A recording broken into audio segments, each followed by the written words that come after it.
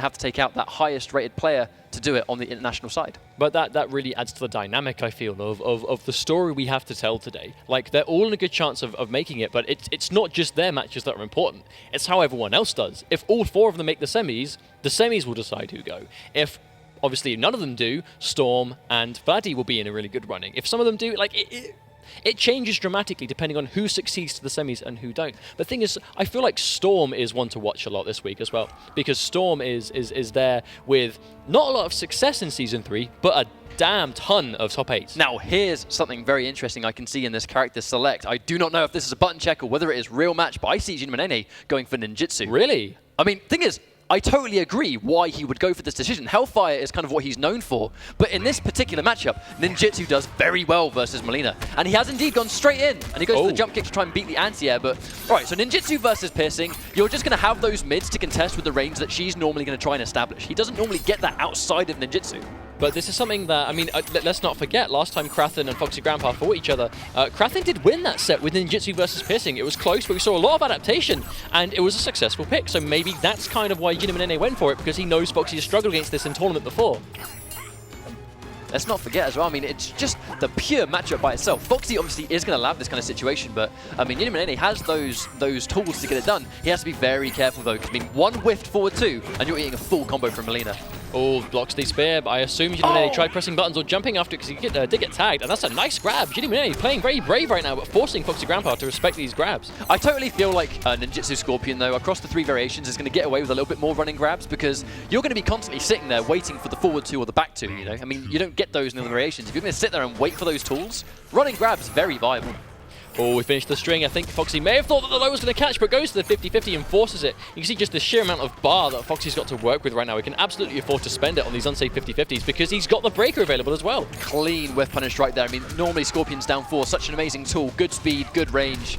And I mean, Foxy's just going to wait for it. Oh no, the starting a clean game number 1. Now, if you're JINAMOUNAINAI in this situation, I mean, how do you feel? Now you've got to win 2 games. I would call that quite a demoralizing first game, because that was a flawless victory. Flawless victory, and your opponent only has to win 2 games. You still have to win 3, and it's a matchup that you have lost to in the past.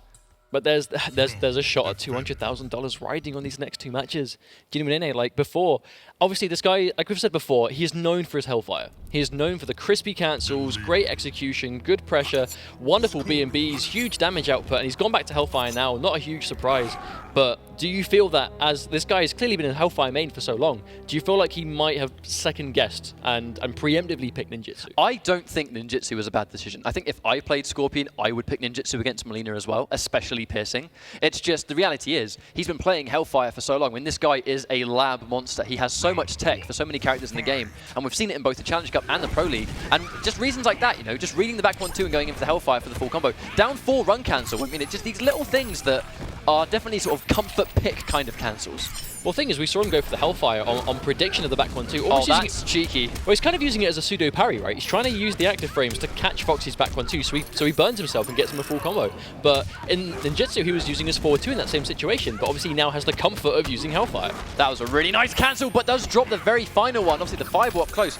Way more minus on block than if you were to cancel it. Oh no, that was really tasty reactions there, though. I like that. Seeing it connect, and then just going in for the teleport for the corner repositioning. I mean, gets a nice solid round, a significant meter advantage as well. JINAMOUNAINAI is definitely responding the way he needs to against Foxy right now.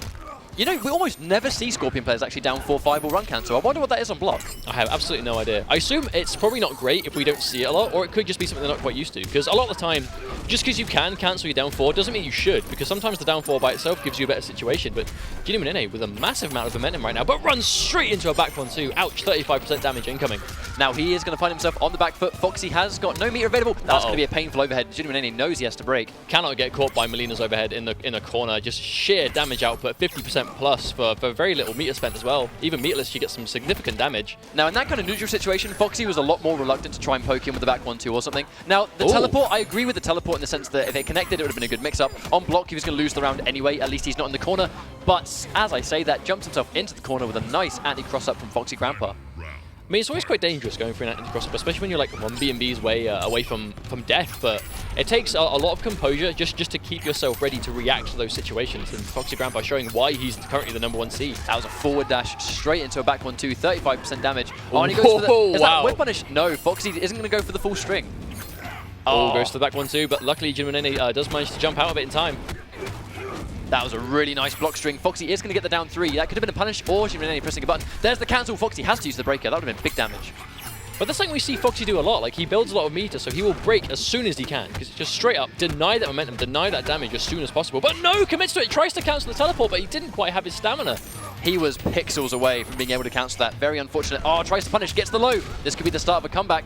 Oh no, that sucks so bad. That was just 100% unfortunate. It was kind of an exchange because Foxy dropped something that would have killed because of that, and then the exact same thing happened to JINAMOUNAINAI. That is just unfortunate circumstance. Foxy, I mean, JINAMOUNAINAI getting that low cancel, that would have been a solid 30% damage into Hellfire. The next mix-up would have won him that round. Very unfortunate drop. Now 2-0 down, we use this phrase a lot because it fits it, but mountain to climb. No situation for JINAMOUNAINAI in the entirety of Season 3 has that been more relevant than right now. He has to take 3 games off, the #1 EU seed, most dominant international player, to be within a chance, not even to secure himself a spot in the finals now, just to tie with Vladdy.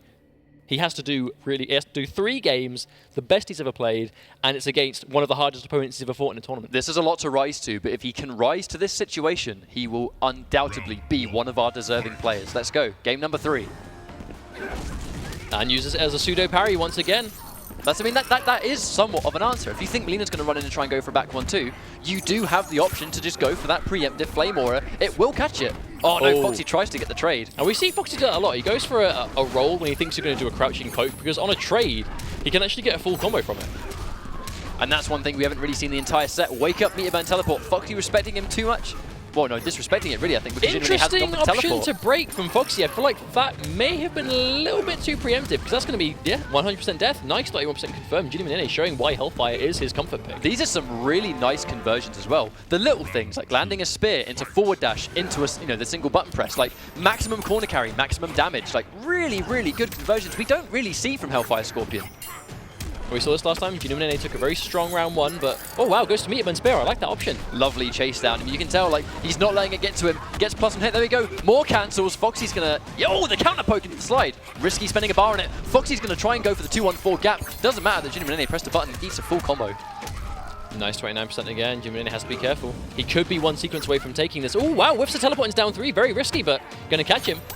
Oh, I was almost definitely expecting a jump back kick teleport. I'm not sure if he tried to go for it. Oh, and he gets hit anyway! Wow. Active frames, can you say so? Catches the low, is that enough? Flame Aura still turned on, and that's going to be it. JINAMOUNAINAI puts 1 match on the board for himself.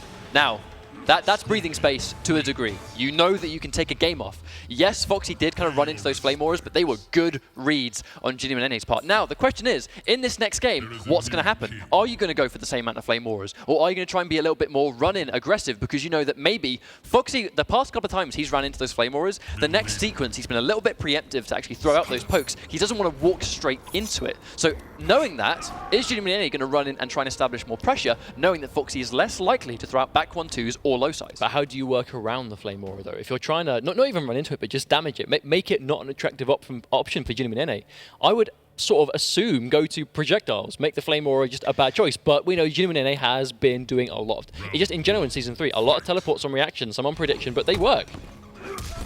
Oh, there's the cheeky little overhead. Everyone gets tagged by that once or twice. Whiffs the teleport, that was actually a full punish. I'm assuming that cancel was to try and bait some kind of bull roll. Now, JINAMOUNAINAI has having a lot more difficult of a time dealing with these throws than in Game 1. He got a lot of text before, but oh, no hit confirmed from FoxyGrampa. Oh, forces the 50-50 again. Foxy is almost 100% bang on the money when it comes to getting that 50-50. That specific one on the Meteor Burn roll always works. Now he respects it this time and runs into a Flame Aura. Is that actually going to be near death? He has a breaker available, going to use his 2 bars, but one more touch and no, that is going to be it. Oh, no stamina as well, because the breaker. You have to be so careful when getting hit by a combo after getting broke, because just no stamina to break, and FoxyGrampa brings himself to match point. If there is one moment JINAMOUNAINAI needs to win a round of Mortal Kombat in his life, it is right now. Uh-oh, it's looking bad. He's getting put in the corner. Does a lot of bar, though. He tries to teleport with React, but cancels it. Clean punish on that Flame Aura. It is not safe on block. Sometimes it's harder to punish because of the pushback. In that situation, point blank, punish every single time. Uh-oh, one more B&B away, and that's it. JINAMOUNAINAI so low right now. One more throw. This could be curtains for him. And that's it. Oh no, now. All that meter to work with as well. All that resource. 3 bars of meter to go. And FoxyGrampa, not with the disrespectful teabag. That is the input for the fatality, as I've said before. That wasn't disrespect. Once again, I'm thinking Derek. That was his idea to go, Of course. you know, guys, it would be a great idea if you have to do the fatality input by pressing down. So it looks like disrespect before you do the fatality. But, I mean, commiserations to JINAMOUNAINAI. He did well this season. He did well this season, but just that final hurdle didn't quite pull it through. So but I mean, close. So close. He did demonstrate to me a lot of stuff that I hadn't seen Hellfire Scorpion do before. The conversions, the kind of unique kind of conversions he goes for, a lot of standing threes and stuff. I'm not used to seeing that, but I mean, he opened my eyes to kind of what kind of offensive capabilities the character has. Unfortunately, we will not be seeing it at the Season 3 finals. So FoxyGrampa moves on in the bracket once again. He hasn't been as dominant this season as he has been before.